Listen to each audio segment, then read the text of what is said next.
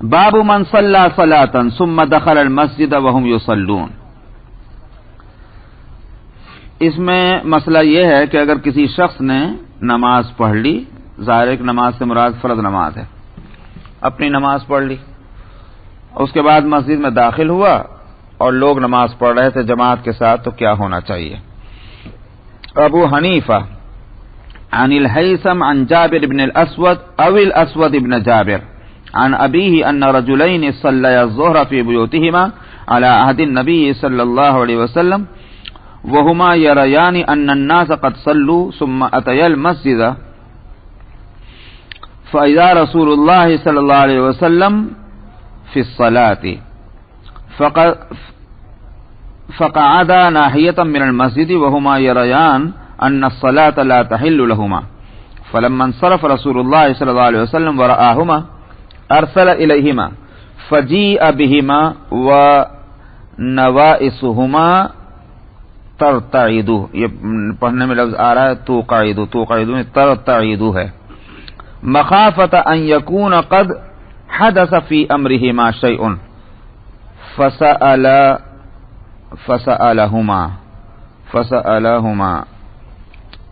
فسألهما فأخبراه الخبر فقال إذا فعلتما ذلك فصليا مع الناس واجعل الأولى هي الفرض.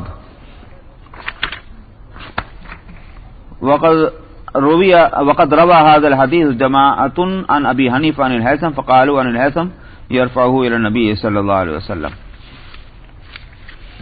ابو حنیفہ ہیثم سے اور وہ جابر ابن اسود سے یا اسود ابن جابر سے، نام میں شبہ ہے کہ جابر ابن اسود ہیں یا اسود ابن جابر ہیں، اور وہ اپنے والد سے روایت کرتے ہیں کہ دو شخصوں نے ظہر کی نماز پڑھی اپنے گھروں میں نبی کریم صلی اللہ علیہ وسلم کے زمانے میں، اور ان کا خیال یہ تھا کہ لوگ نماز پڑھ چکے ہیں، یعنی مسجد کی نماز ان کو نہیں ملے گی، ان کا یہ خیال تھا، اس لیے گھر میں پڑھ لی.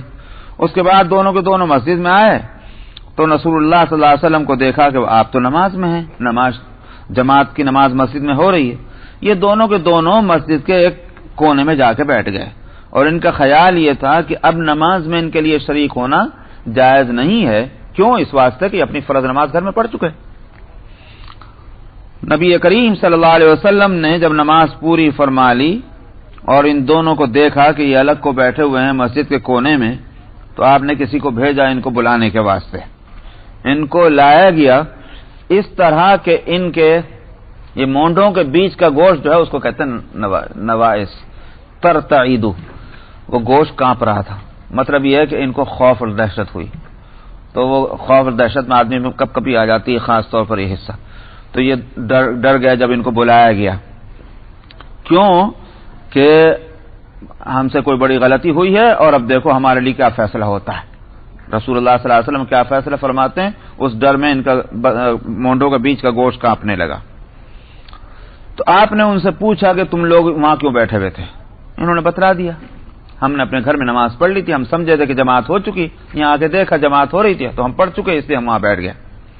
آپ نے فرمایا جب تم ایسا کرو تو لوگوں کے ساتھ بھی مل کر نماز پڑھ لو.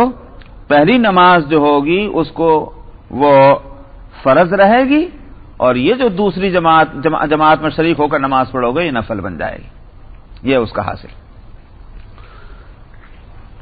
اب جہاں تک اور فقہا کا معاملہ ہے، وہ اس حدیث کے اوپر عمل اس طرح کرتے ہیں کہ وہ ہر نماز کے لیے اجازت دے دیتے ہیں کہ جو بھی نماز پڑھی جا چکی ہے اکیلے، اور پھر جماعت کہیں ہوتی نظر آئے شریک ہو جاؤ. حنفیہ کا معاملہ اس میں یہ ہے کہ چونکہ ان کی عادت ہے وہ ساری حدیثوں کو سامنے رکھتے ہیں مسئلہ متعین کرنے میں. انہوں نے 3 نمازوں کو مستثنا کیا. ایک تو ہے فجر کی نماز، اور ایک ہے عصر کی نماز، اور تیسرا ہے مغرب کی نماز. 3 نمازوں میں یہ نہیں ہوگا، باقی ظہر میں بھی ہو جائے گا اور عشاء میں بھی ہو جائے گا. مسئلہ ہے بھی ظہر ہی کا، ظہر کی تصریح اس میں ہے، تو اس واسطے ان کا مسلک سے ٹکراتا نہیں. اس میں ہے آپ نے دیکھا ظہر کی نماز پڑھ لی، تو اور ائمہ تو اس کو ہر نماز کے لیے لے لیتے ہیں، اور حنفیہ کہتے ہیں کہ 3 نمازوں کو ہم اس لیے مستثنا کر رہے ہیں کہ فجر اور عصر کے بعد کسی نماز کے نہ ہونے کی تصریح صحیح حدیث کے اندر ہے، اور وہ حدیث ہے بخاری اور مسلم کی، اور اس میں نبی کریم صلی اللہ علیہ وسلم نے فرمایا لا صلاۃ بعد الفجر ولا صلاۃ بعد العصر، نہ تو فجر کے بعد کوئی نماز ہے اور نہ عصر کے بعد نماز ہے۔ اس حدیث کو امام مالک اپنی موطا میں بھی لائیں، بخاری اور مسلم میں بھی ہے، اور موطا امام مالک میں ابو سعید خدری رضی اللہ عنہ سے روایت لی گئی ہے۔ تو یہ حدیث سب کے نزدیک بالکل اپنی سند کے لحاظ سے، جو حدیث کے جو جانچنے کے جو معیار ہیں، جو اصول ہیں، اس کے لحاظ سے یہ پکی حدیث مضبوط ہے۔ حنفیہ کہتے ہیں کہ یہ جب تصریح ہے اس کی، اور اسی واسطے مالکیہ کا مسلک یہ، چنانچہ موطا امام مالک کے اندر یہ ہے کہ اگر کسی شخص نے فجر کے بعد طواف کیا یا عصر کے بعد طواف کیا بیت اللہ کا، اور طواف کے بعد وہ 2 رکعت پڑھنی پڑتی، واجب جو ہے طواف کے، اس کے بغیر طواف مکمل نہیں ہوتا، تو موطا امام مالک کے اندر امام مالک کا مسئلہ کہ موجود ہے، وہ لکھتے ہیں کہ وہ اپنی ان 2 رکعتوں کو مؤخر کرے، فجر کی نماز کا طواف کرنے والا، جب تک کہ سورج اونچا نہ ہو جائے، اسی طرح عصر کی نماز کے بعد کا طواف کرنے والا ان 2 رکعتوں کو مؤخر کرے جب تک کہ سورج چھپ نہ جائے۔ اب اس کو اختیار ہے، چاہے پہلے مغرب پڑھ لے اور اس کے بعد 2 رکعت پڑھے، یا پہلے وہ اپنی 2 رکعت طواف کی پڑھ لے پھر مغرب پڑھ لے، لیکن سورج کے چھپنے کا انتظار کرے۔ یہ امام مالک کا مسلک ہے ہی۔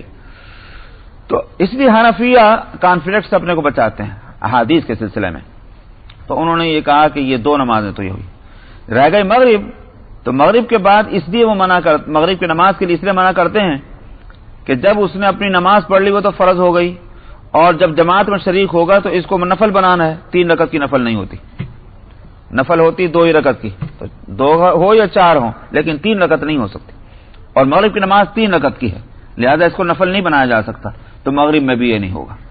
تو اس واسطے 3 نمازوں کو حنفیہ نے مستثنیٰ کیا ہے، فجر، عصر اور مغرب۔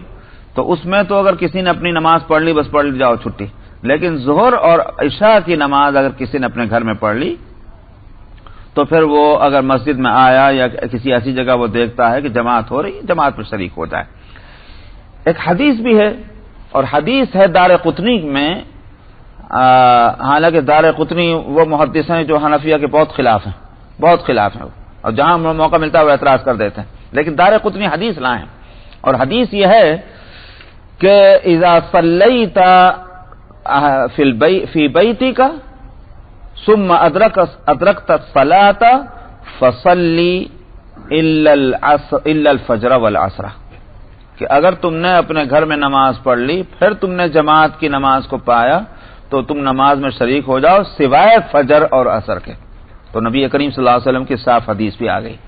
تو اس واسطے حنفیہ کا مسلک اس معاملے میں جو ہے وہ بڑا ٹھوس معلوم ہوتا ہے۔